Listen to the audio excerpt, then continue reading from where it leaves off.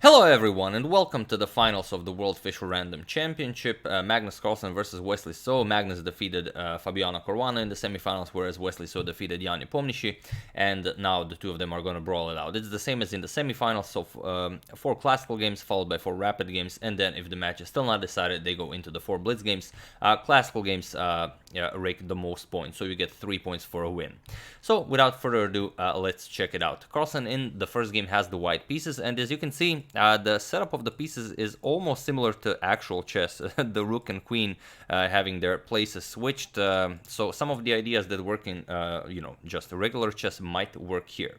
So Carlsen opens with c4, almost as if he's going for the English. We have e6, knight to c3, d5 by black, and now d4. So similar setup to the maybe some sort of a queen's gambit.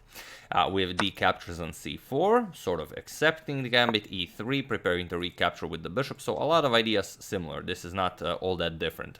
We have a6, preparing b5, so Magnus prevents it. We have a4 and now b6. Preparing to fianchetto the light square bishop. Bishop captures on c4 and now bishop to b7. And now queen to b1. You might think, but why not defend here as the g2 pawn is under attack? Well, queen b1. And if you do something like this, then you get queen captures on h7. You have to be careful. The rook is not on h8, so you might, forget this as it is Fischer random. And now you're just lost here. So, of course, Wesley defends. We have knight to g6, and now e4, not allowing bishop captures on g2. We have bishop to b4, now attacking the defender of the e4 pawn. So if you capture on c3, then you can capture on e4. We have knight to g3, developing while defending, and c5 now. So everything very, very principled. We have d5 by Magnus, e captures, and now as the e file is opened, both players decide that it's safest to castle. We have castles kingside, and knight to e5 now by Wesley. We have the bishop on c4 is under attack, bishop back to a2, and now c4. Wesley closes off the light square bishop, and for the moment it's the most useless piece on the board. We have queen to e4, centralizing the queen, also maybe preparing ideas like bishop to b1, getting that bishop to a nicer diagonal as soon as possible. And now bishop captures on c3, b captures, and rook to e8. So nicely developing here, not worrying about bishop to b1, threatening on h7, because knight to g6 just prevents all of that, and also open up the attack from the rook to the queen. So bishop captures on c4 by Magnus, and now knight b to d7. Continuing development, you could grab a light square bishop here, but you don't really gain anything by it. You could do it, but Wesley prefers to get his pieces into play. We have knight b d7, and now knight to f5 by Magnus. Just putting a piece in front of the black king, it might come in useful. We have knight to f6, attacking the queen, also adding another attacker to the d5 pawn, and queen to h4 now. And here Wesley is now ready to pick off the d5 pawn. We have bishop captures on d5, bishop captures, we have rook captures on d5, rook captures, and now knight captures on d5.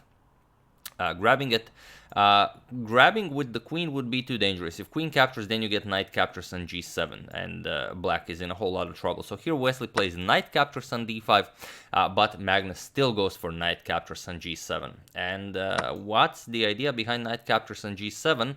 Well, the Wesley says king captures on g7, and he asks the same. What's the idea here? So the point is, you want to get bishop to h6 in, but the problem is if you do it right away, bishop h6, king h8, you don't have queen to f6 followed by queen g7 mate, because the knight from d5 is, well, the knight from d5 is guarding f6. So first, before bishop to h6, Magnus prepares it with c4. Now if Wesley moves the knight, then bishop to h6 will be winning. So Wesley, of course, doesn't do that. He plays rook to e6. He has to get another defender to the 6th rank. And now queen to g3 check. Now the rook cannot block. Wesley would very much like to play rook to g6, but then you get queen captures here with check. So we have knight back to g6, and only now c captures on d5. We have queen captures on d5 by Wesley, and now h3. So 4 pawns each. It's bishop against a knight, with Wesley's king a bit loose. We have rook to e2, getting the rook to a very active 2nd rank, but now bishop to e3. Magnus closes it, and now b5. Wesley now wants to create a pass pawn on the queen side. We have rook to c1, Magnus trying to trick Wesley here into pushing b4, sort of creating a passed pawn right away, but this would be losing. It would be losing due to queen g4. Queen g4 is such a nice move that wins the game. Black doesn't really have a good square for the rook, so here you would either have to give up the exchange, and you wouldn't have very good compensation for that, because if, for example, rook b2, bishop d4 check just picks up the rook, and if you go rook to a2, it's not much better. Still bishop to d4 check, and now if the king goes anywhere along the back rank, you're just gonna go rook to c8, that's game over, and if you go to h6, then rook to c5, and now it's again game over. If the queen moves, the rook to h5 will be mate. If you don't move the queen, you pretty much have to go for rook a1 check, king h2, queen d6 check, g3, and again, you don't really have a good defense against this. You haven't changed anything. If f6, making a square for your king, just rook f5, you're gonna pick off this pawn next. Still, the rook is still under attack. Rook h5 still a threat, so white would be completely winning here. So after rook to c1, Wesley doesn't fall for it. He notices that he needs some additional squares for the king, and he also sits, tries to trick Magnus. He plays the h5. He tries to get Magnus into going rook to c5, so he would get if the queen moves, you could pick up the h5 pawn, but then Wesley has rook e1 check, king to h2, and now queen to d1 check, and you don't have sufficient defense against rook h1. You have to clear some space for the king, for example, queen g5, but now just rook h1 check, king g3, and h4 wins the queen, as the black queen covers all of the light squares here, the knight covers f4, so here you would have to capture and give up the queen. So everyone trying to trick everyone. A captures on b5 by Magnus, not interested in rook c5 for the moment. A captures, and now king to h2. Now there will be no rook e1 or queen to d1 that will come with check. And here there are about 9 minutes, both of them, and it's only move 29. They still have to reach time control, and there is no increment here, you should remember. So if things get out of control, it's going to be, you know, who flags who first. So here, as Wesley's king is a bit more loose than Carlsen's, Wesley decides that it's best here just to trade queen. So queen e5, we have queen captures on e5 with check, knight captures, and now rook to c5 check. Wesley had to calculate precisely, will he be able to defend here, as Magnus is winning at least one pawn. So Wesley found knight to d3, attacks the rook and also the f2 pawn, which is now attacked twice. We have rook captures on h5, and now Wesley had to decide whether he wants to go for b4, but once you put the rook behind the passed pawn, it's not a really dangerous pawn, so Wesley decides to grab a pawn instead. Knight captures on f2, now making bishop on e3 a target, so Carlsen first has to play bishop d4 check. We have king to g6, and only now rook captures on b5. We have knight to e4, and now h4 by Magnus. With f5 by Wesley, and now king to h3. We have rook to d2, attacking the bishop, and now rook b6 check. And here Wesley plays king to h5. Everyone was very surprised here because they allowed bishop to e3, sort of an attack on the rook, and also threatening rook to h6 mate, as the bishop also covers the h6 square, but Wesley has rook to d6, so that this gets rid of both threats. Rook to b5, attacking the f5 pawn, and now king to g6. And here Magnus played rook to b3. So this is move 40. Wesley needs to make one more move to reach time control, and he has 4 minutes to do so. So Wesley goes rook to d1. Preparing rook to h1 check. He's down a pawn, but he's very confident that he will be able to hold this. We have g3. Now rook to h1 with check, king to g2, and now rook back to e1, attacking the bishop.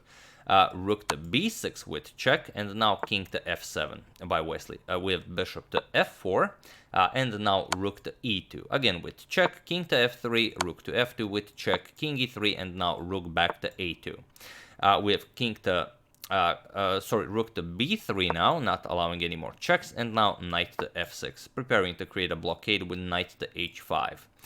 We have bishop back to b8 by Magnus, just feeling out the position, testing out if Wesley will maybe make a weird move or something. We have rook to a6, and now comes king back to f3. King to g6 by Wesley, and bishop to e5. Now the rook can't move from there, as if you get rook to b6, and then it could be very dangerous. So rook to e6, pushing the bishop back, and now rook to b5, just defending. We have rook back to a6, and now bishop back to b2. knight h5, and here, as you can see, the pawn and the knight control all the 3 squares in front of Carlsen's king, and the rook is not allowing any checks along the 6th rank. So it's sort of a fortress. Magnus, it's going to be very hard to break through. We have rook to b8 by Magnus, trying to get rook g8 check and get the rook over to g5 to kick away the knight and attack the f5 pawn here. And here it's interesting. Someone mentioned in the live chat that as the players do have heart monitors, so they are constantly monitoring their heart rate. Carlsen's heart rate here was 80, whereas Wesley's was 120. So also something to take into consideration. Wesley under much more stress here, and lower on time. It's sort of a position where Carlsen is up upon. He can just play it indefinitely, as well, there is no increment, and hopefully he wants to get Wesley as far down on time as possible, so maybe he can even use some flagging maneuvers in order to grab a full point. But okay, Wesley decides for rook to a5. He gives up the 6th rank, but now the king can move, and the rook also guards the f5 pawn. We have rook to g8 with check, king f7, and now rook to g5 check. Knight back to f6, the rook covers the f5 pawn, like we said, and now king to f4. So making some progress. We have rook to b5 attacking the bishop, bishop to e5 now, and king to e6 with a double attack on the bishop. Carlsen has to go back, bishop to a1, and now rook to a5. Here Wesley saying, wherever you go with your bishop, I'm just gonna keep on attacking it. That's a weird arrow. And if you go something like here, then I can even pin it and force your king to go back. So here Carlsen says, okay, you got me. So bishop captures on f6, Magnus decides to trade, king captures, and now rook to g8. So now it's a rook endgame where Magnus is up a pawn, but the black king has a very nice position here. So rook to a4 with check, king f3, and now rook to a3 with check. As there was another capture, the 50 move rule starts over. So as the capture happened on move 59, they have to reach move 109 for Wesley to be able to claim a draw. King g2, rook to a2 check. We have king to h3, and now rook to a1, preparing more checks. The more checks you give, the faster you get to the 50 move rule. We have rook to b8 by Magnus, and now rook back to a2. Rook to b6 check. We have king to g7, and now rook to b4. We have king to g6, just repeating. We have rook to f4, and now comes rook to b2. Rook to f1 by Magnus, rook back to a2, and now rook to b1 by Magnus. We have rook to c2, now rook to b6 with check. King h5. So what do you do here? Here we have rook to f6, going after the pawn, but now rook to f2, just defending the pawn. We have rook to f8 going back, and now king back to g6. So everything is nicely done here. Rook g8 check. We have king to f7, and now rook back to a8 by Magnus. Rook back to b2, and now h5. Carlsen makes a pawn move, so the 50 move rule resets itself. We have king to g7, and now rook to a6. If you try king to h4 here now to grab the g5 square for your king, then Wesley had rook b4 check in mind. King here, and now rook g4 check, where you can trade here, and this is just a drawn position because the white king is completely cut off from the h pawn, and the black king can very easily hold it. So after king g7, we have rook to a6.